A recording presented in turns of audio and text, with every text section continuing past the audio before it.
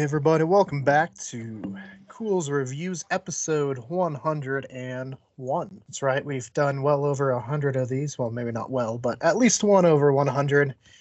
And I guess continuing with our theme of last week's Ghostbusters episode, we are doing another Ghostbusters film. This one being a fan film filmed here in Colorado, which is something I think intrigued us about it, but it is Ghostbusters Open for Business, a 2023 fan film that we found mainly doing research for an upcoming interview. So I'm sure if you guys stay tuned, you might see that as well.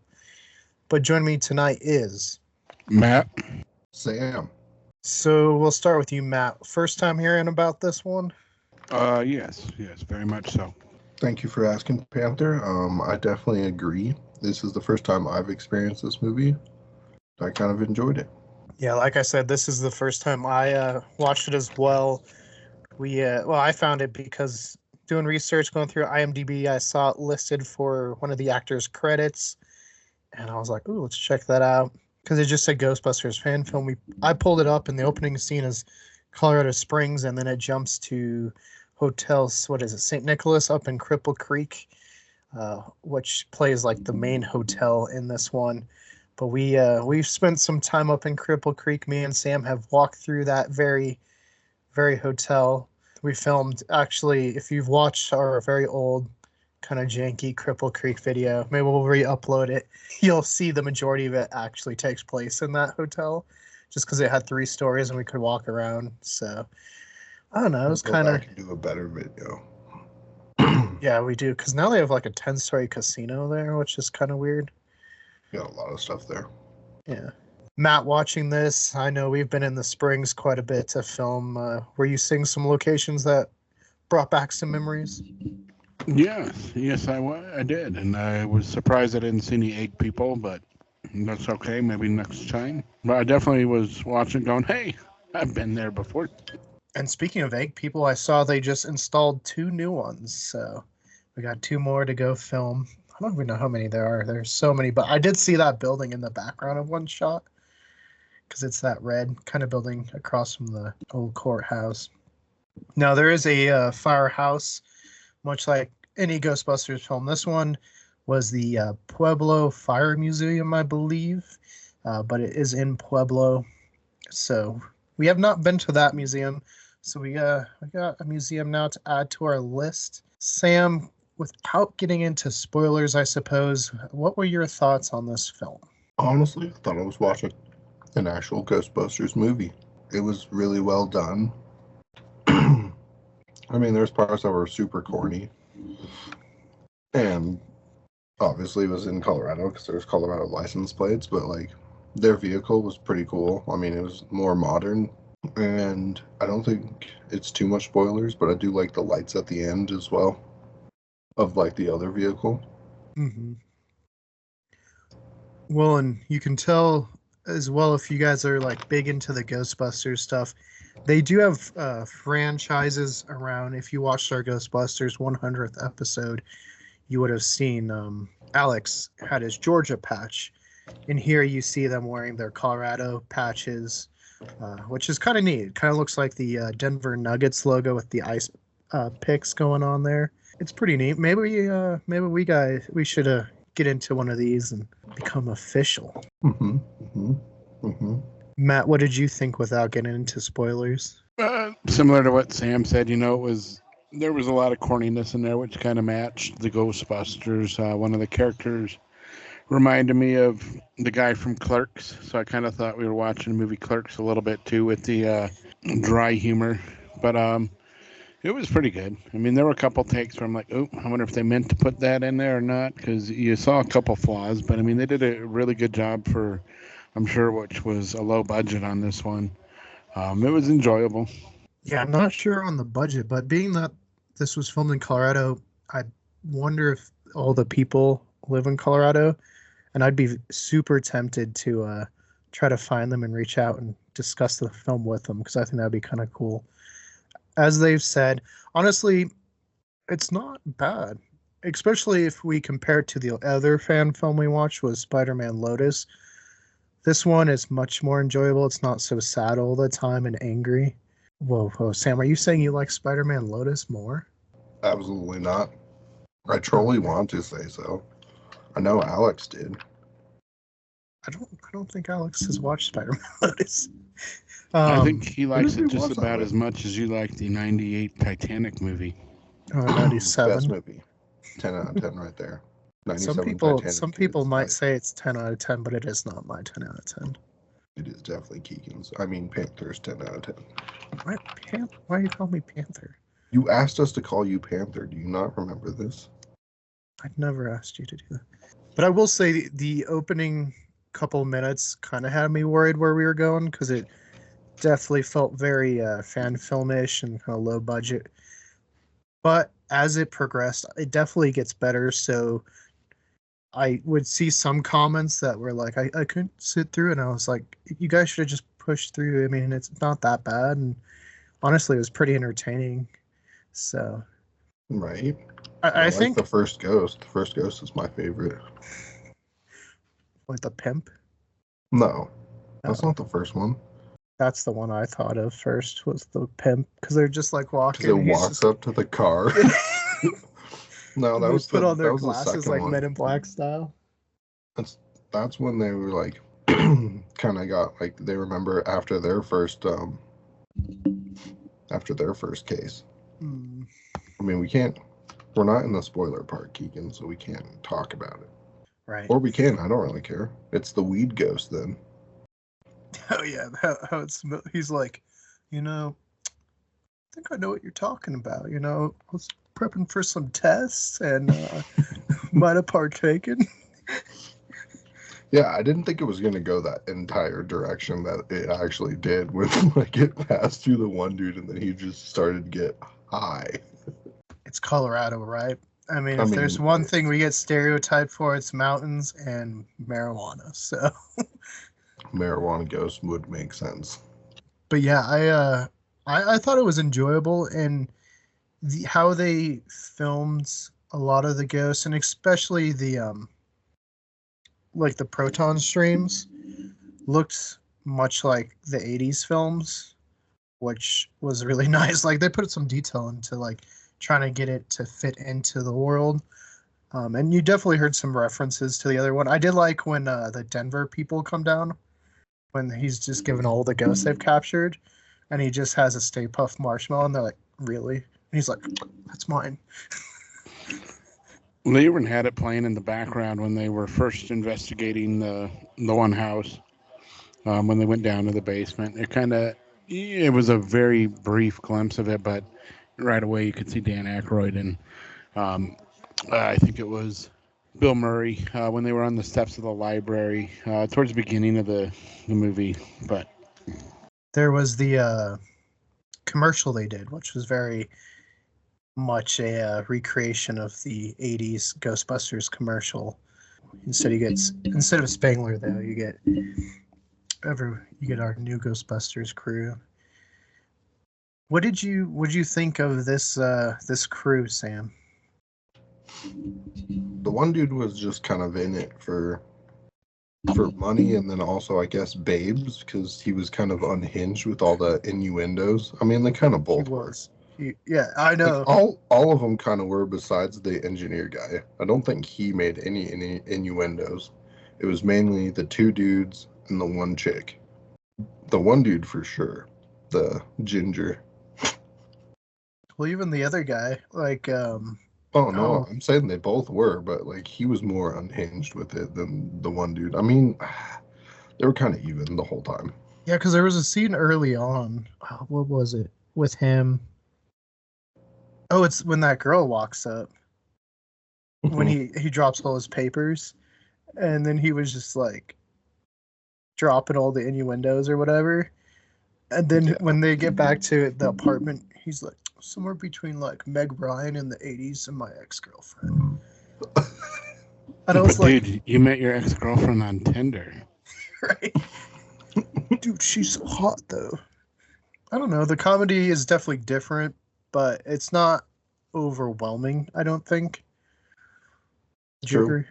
No, it wasn't. It was It was like kind of watching like an old 80s one where it was just like lots of kind of corny, but like not really terrible jokes. Matt, what do you feel on both the Ghostbusters crew and the amount of jokes? The crew, I think, fed well off of each other. I do love the sassy chick. She reminds me a little bit of you. I think you play into all three characters. You got that serious side, the jokey side, and then the one where you just smack somebody and be like, I'm not messing around. You like be serious now. I could see you doing that to somebody when if we were joking around too much. You just haul off, smack somebody, be like, knock it off. So basically, if we divide Keegan into 4, we have that Ghostbusters crew. Yes, exactly. Or at least 3. Well, 3. The nerdy type, I don't see too much into Keegan yet. I didn't really connect too well with the other character that played that nerd type. He didn't really get a whole lot of Screen time either. So I think he just kind of was put in there to have in that extra role. And the jokes, like I said, it's nothing that makes you like laugh out loud. I don't think I laughed out loud once, but you kind of get the humor and you give a little chuckle type. But it was a good amount. I mean, I think the movie could have been just a hair bit shorter, but it was entertaining throughout. Yeah, and when the new Ghostbusters car came out, I had to like pause it and look because I was like, "Is that the one we met?" And I looked at them up, and I was like, "No, it's a different one." But I was like, pretty sure that was like a Ford Flex car too, the new one.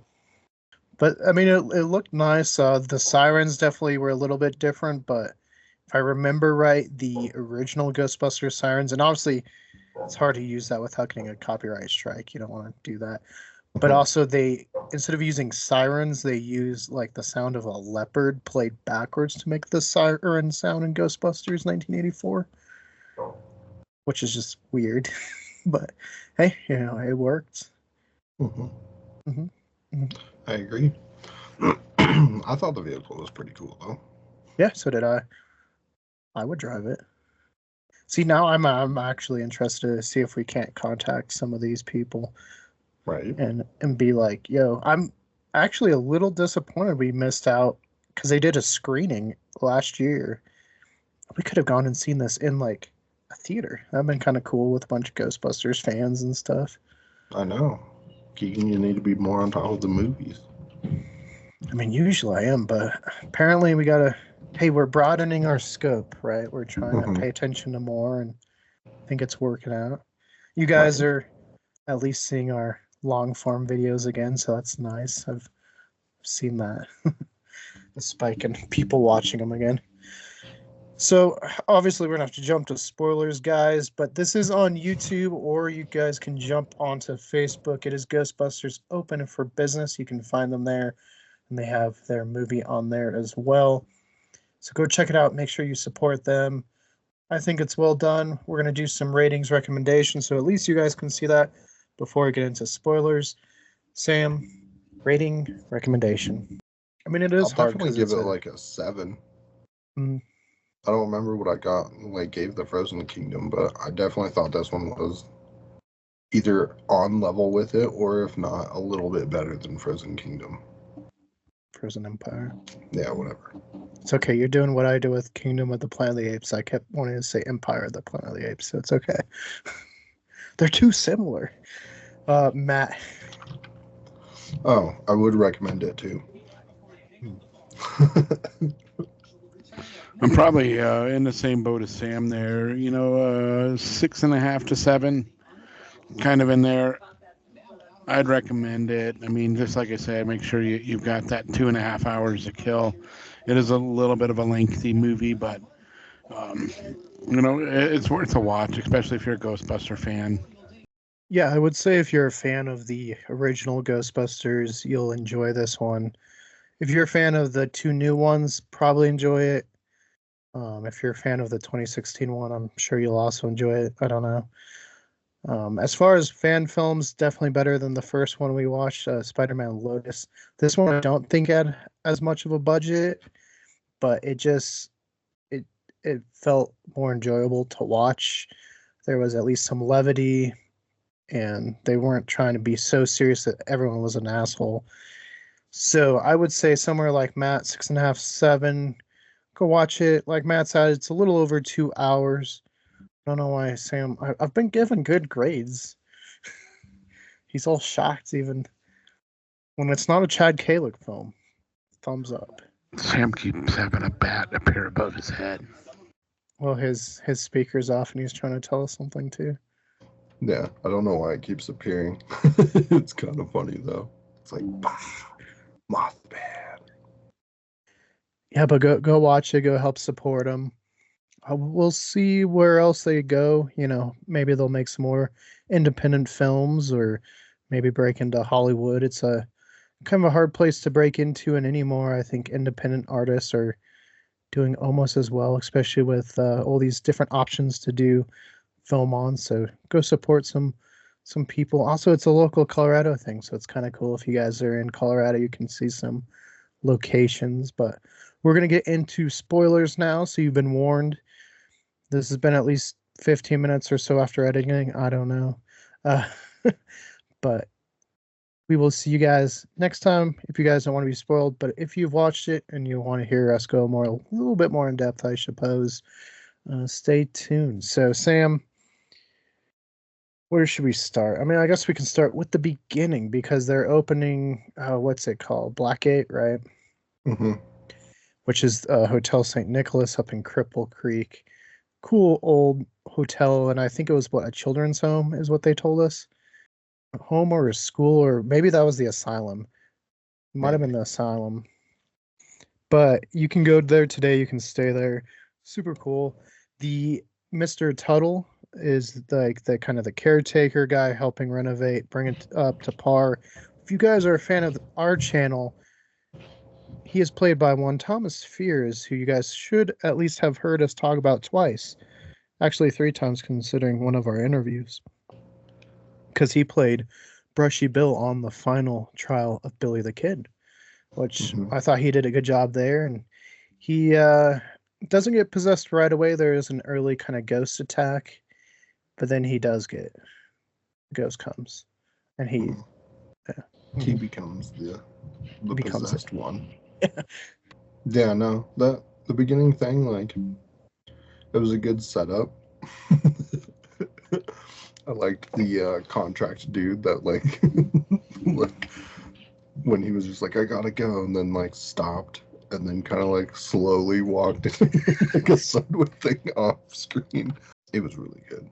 I enjoyed all of it, and even the ghost part was kind of interesting. Like the way they did the ghosts was actually like really cool. I liked how they did it, like where you could tell it wasn't like Hollywood CGI, but like they did it actually pretty well on like all of them. Yeah, it's very much in line with more of the 80s Ghostbusters films with how they made them look. Obviously, more budget with those Ghostbusters films, but they did really well at trying to fit it in with that world. And I enjoyed at first kind of not showing what the kind of main possessor ghost was, just the red light showing up. It's good. It's kind of the Jaws effect, right? It's scarier when you don't know where it is. Matt, what about you? How did you feel about this opening and Mr. Fear's performance as the caretaker / guy that gets possessed? No, again, it brings me to the 2016 Ghostbusters, where some of the characters get possessed by the ghosts and start acting differently. And the opening scene, are we referring to the one where like the lights were flickering in the bathroom and the guy saw the thing with the red eyes? They're coming for you. It made it pretty interesting. You were like, oh damn, what type of ghost did he see? What's going on here? And when you started connecting it all, like, oh wait a minute, this dude is the, oh man, it just it took a little bit to get it all going, but I thought it was different. I mean, again, different script. You can't really stick to, I guess, any of the same ones because copyright type things, but it was good. Well, plus then it gives us a little bit more world building since it's supposed to take place in the same world where you're not just getting the same villain over and over and over again. Because Zool has been used how many times, in the Ghostbusters kind of main continuity, including if you include the video game. So, I mean, yeah, the video games are off of the movie, so that's kind of in the same entity, but like it gives you a chance to fight that yourself in no, your own there's one different that ways. takes place at a different time.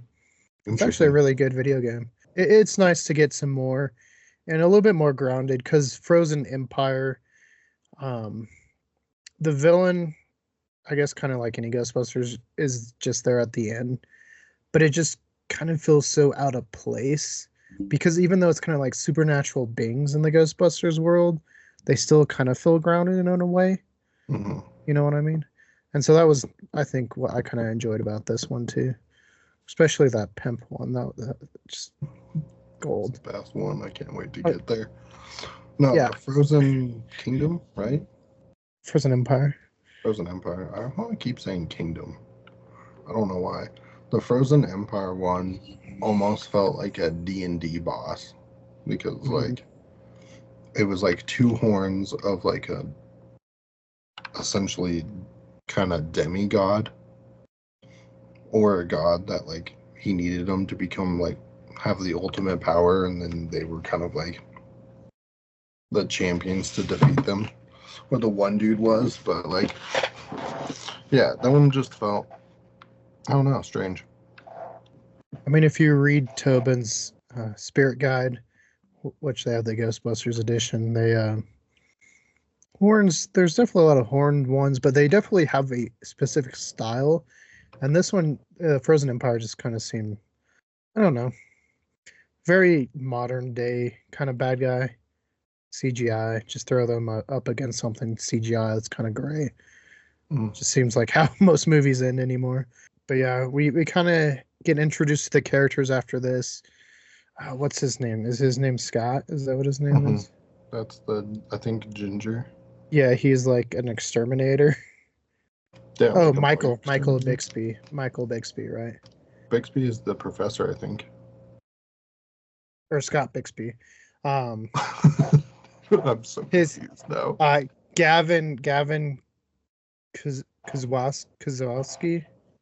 That's the professor. He's the professor. Gavin's the professor. Scott is like the exterminator. We meet him and he's like up in like the roof and he has like a Wilhelm screaming. Yeah, the attic, and he like falls out. Yeah. Yeah, that was pretty good. Yeah. And then we kind of went over the scene where we are introduced a little bit to Gavin where he walks out and he drops his stuff and there's that girl and he's like, "Oh, I watch everything you're in," and she's like, Yeah, it's that cheesy, like he kind of like looks at the camera and was just like, fuck. Like it definitely seemed like someone that like knew they were in a movie, like Right. kind of protagonist in a way with that like that whole scene. But then yeah, they figure out, or they get brought into the hotel, and then Scott is just like full on board, like let's do this. He makes the commercial. He's like ready to drop all this money. Not even his, like he has his like he's making his buddy pay for all this stuff. Like he doesn't even pay rent. It's just like, Jesus, bro. Yeah, like what are you doing? And he's like, we're gonna make so much money. And he's just like, at my expense. Yeah, and then I think it starts picking up from there. Once they kind of get into Ghostbusters mode, is when it picked up for me. What do you mean? One of them does. The other one is just, I don't know. He's in his own world. Well, yeah, but he works better when, because at the beginning, I think both of them were pretty similar in character.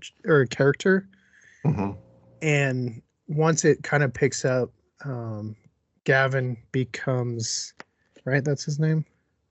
Are you saying Scott? Gavin. No, Gavin becomes more serious, right? I mean, he was kind of serious the whole time because he was the one that read like all the books, or supposedly read all the books, and was like briefed up on it. It was Scott that was just like, all right, you take care of this. I'm gonna go do something else. Yeah, but he seemed less jokey. And so I think they played off better at that point too. Because then it was like Scott was like, you said, he's like, we're gonna make so much money, and then Gavin's like, on my expense. So I think that's where it picks up. There is some what's her name? Jazz, is that her name? Is it Jessica Lasky? I think so. Yeah, That could be that Lasky. sounds correct. Yeah, Lasky. Mm-hmm. But yeah, I do enjoy. There's one scene where she goes in a little bit towards the late middle of the movie, and Scott has all these plans and stuff out, and he's like, "It was all his idea," and then Gavin's like, "No, she's here. She wants to do," and he's like, "Oh well, then in that case, no, it wasn't his idea." I did enjoy that part of that. I was like, okay, that's pretty good. I don't know. I thought there was some good, and then like when he dropped the ghost trap and like the ghost came out, and there's like slime all over the one dude. Yeah. I mean, there's some good parts in here. Matt, was there any good parts that stood out to you? I think when he got slimed the first time, that was a little bit more than like the original. I mean, he got slimed, and right away you could tell he was already changing his character habit. He was almost becoming like he was high type thing. You know, he was just being a little out of it. But then, you know, he went upstairs and blew his nose on it. It looked like grandma's panties or something like that. That was just sitting on the bed. But yeah, no, I think that scene stuck out a little bit. Was the sliming was more like full on, including when the Denver dudes came up, and I think the actor trap fell and released something like his whole cigar was like a giant booger just hanging from it. I mean, the sliming scenes were intense. Oh, and I almost forgot a scene I've talked about a lot, but when they're doing their montage, like we get in most Ghostbuster films, but they just like pull up and the pimps just like walks up and they have like the Men in Black glasses on. They're like, shh. So good. Yeah, on the shoulder, just like. Yeah. Oh, I like did that. Enjoy that as like their second catch. Like that one was pretty funny.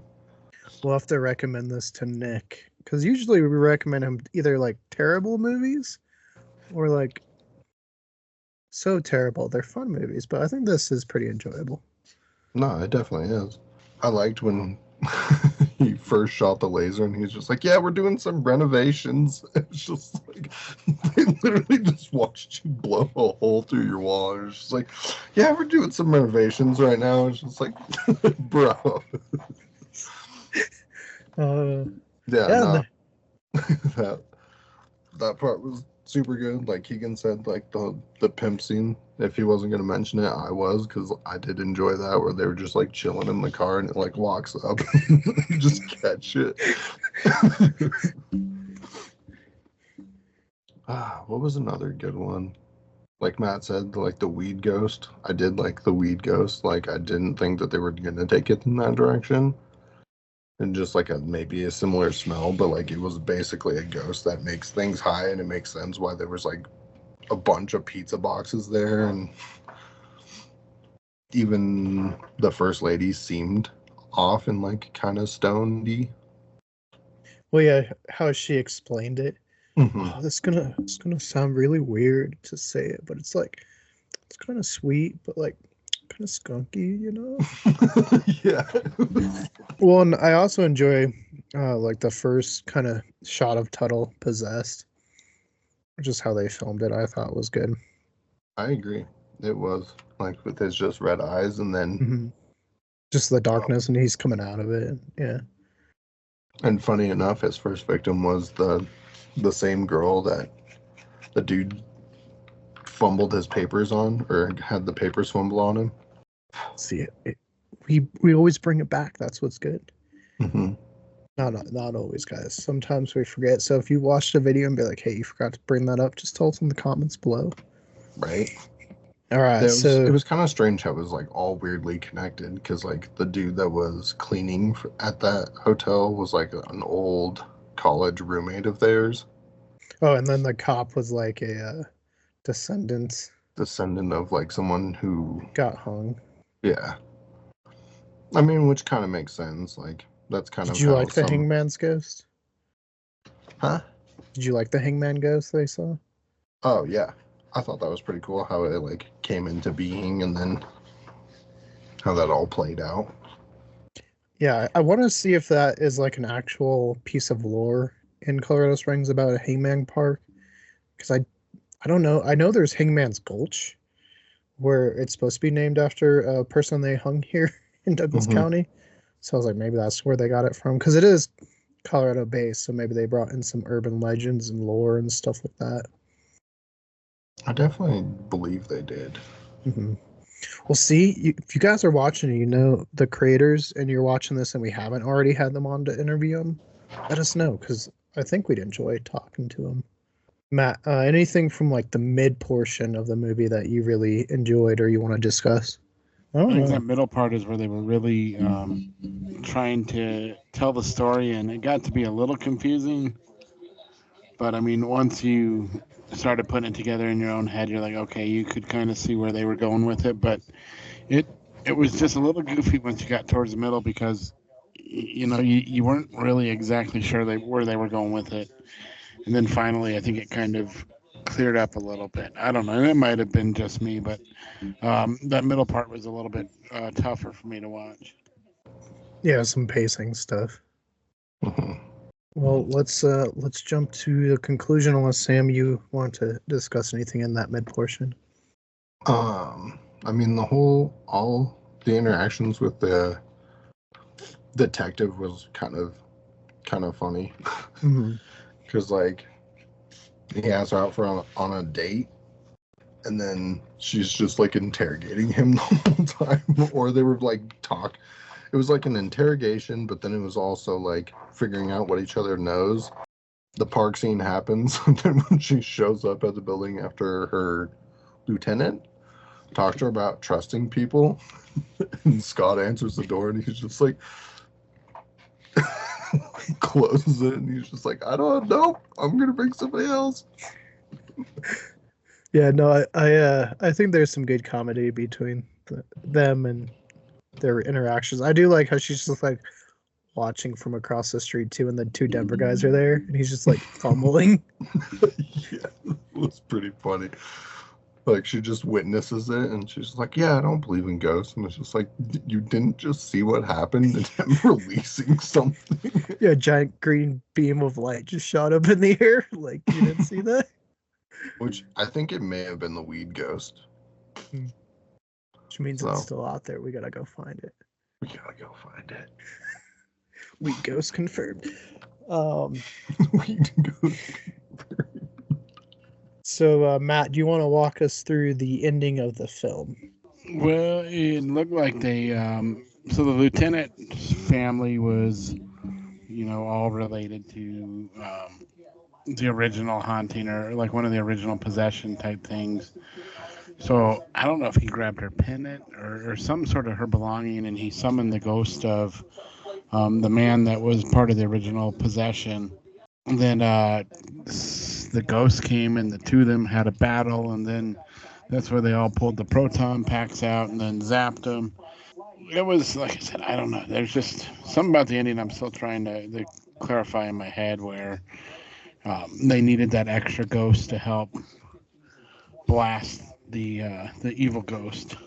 But I just don't remember her name. But I know it was like the uncle that was one of the victims of the original things, and she was one of the last living relatives of anyone else being alive, I guess, as well. But then, bad guy gets killed, everyone comes out of the coma, and everyone's in the street chanting Ghostbusters again. Sam, anything you want to add on about the ending? I mean, I'm curious if they're gonna make another one about the Thunderbird, because that was the ending scene, which I did like their car because it had like the green and blue lights in there. A whole extra scene in the ending was kind of interesting, given that we are going down to New Mexico here soon, and I think wasn't that where it was suggested, or was it actually Mexico? Matt, do you remember? Not off the top of my head. I knew it was still in the United States because they were mentioning, like the one dude was shocked that most of the United States was basically Indian burial grounds, which is true, and that's why Yes. there is a lot more spiritual activity of various degrees. But yeah, they were down in New Mexico, and it was like the Three Amigos. The one dude proclaimed it. But no, that whole ending was kind of interesting and kind of set up for like a sequel. Which is good. I think if it does well, they'll make another one. Seemed like kind of based off of it, they had a fun time making it. Kind of going off their Facebook and stuff like that. Mhm. I did like in the ending too, just the colors and stuff that was used in the hotel, Mhm. and the music. I thought the music was really well done there, especially at certain points. It hit really nice, and the audio mixing was really good. On this one, everything was pretty even, which is really good. Even on some like actual like high production films, you can see discrepancies. So that was good. Mhm. I was pretty impressed, I guess. And then I don't know if you caught their names, but that also at the like very ending credits, there was like a remembrance of two people that passed away. Was it? Here, hold on. Well, one of them that passed in like 2007. He was the original. I think one of the original people that they casted one of their characters off of, and then one of them was somebody who I think was in their movie had passed. Yeah, in it was 2022. If I'm not mistaken, it was like the lieutenant of the detective that passed, and then the other one was like a dude in like the very beginning. Yeah, that I you saw believe for that's like what it was. two I think it was scenes. it was the dude that I think was possessed in the very first haunting. I think that was their friend that was the one that was in the bathroom scene, right? No, it was the other dude. Yeah. Had to turn it off so we didn't get music in there. It's dedicated to the real Johnny Jenks, 1972 2008, and Arne Breivik, 1955 through 2022. Mm-hmm. So it's hard to see because of the background. The background and a phone screen through another camera. I thought that was kind of cool that they did it in memory of like a couple of the people that they knew that probably they did some filming with, but like they were just still putting it all together. Mm-hmm. Or yeah, like Matt said, they based one off of a character, or based a character off of one of them. Yeah, which is very actually kind of in line with Ghostbusters, being that they 1984 one, they wanted Slimer to be based off of John Belushi because he was supposed to be in Ghostbusters and then he passed away. Mm-hmm. I don't know. I like I said, I was actually kind of impressed with this one. You know, I didn't know what to expect, being that we haven't had too much diving into fan films. But I think this one was good. Might be biased because it's in Colorado. I don't know. No, they actually did it well, and it wasn't like a drama film like Spider-Man Lotus was. Spider-Man Lotus was just like a super drama film. So if you like reality TV, you'll probably like that movie. I don't 'Cause even it's know if basically you like can say that. reality TV because reality TV has a lot more going on. It It has was a lot just more like going on, but there's like a lot of drama in there. the drama, but it was. If you guys want to see that, we've talked about a lot. Link will probably pop up above us. You can go check out that deep dive. But yeah, anything else you want to add before we sign off, Sam? No, I think that kind of covers it all. Matt, what about you? I'm good. I think we pretty much summed it up pretty well in this take here. Yeah. Well, we hope you guys enjoyed this latest review. Like I said, hopefully you've watched it if you've made it this far and got spoiled by some things. But for whatever reason, if you haven't, go make sure you go to actually check it out and support them. Hopefully, at some point in the future, we can actually interview them and talk more about the film. But until next time, guys, for more Culz reviews, click that link to your left. For more about us here at Culz Paranormal, click that link to your right. And don't forget to hit that like and give us a subscribe. And switch that notification bell from personalized to all if you want to be notified on all of the upcoming videos.